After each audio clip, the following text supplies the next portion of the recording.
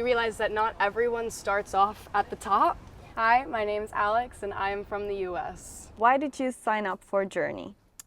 I signed up for Journey because I wanted to be able to get a really personal experience with journalism. So instead of just sitting in a class with 200 other people in a lecture, I was going to have a lot more hands-on experience and be able to talk with some of the most incredible journalists, ones that I've grown up with as well.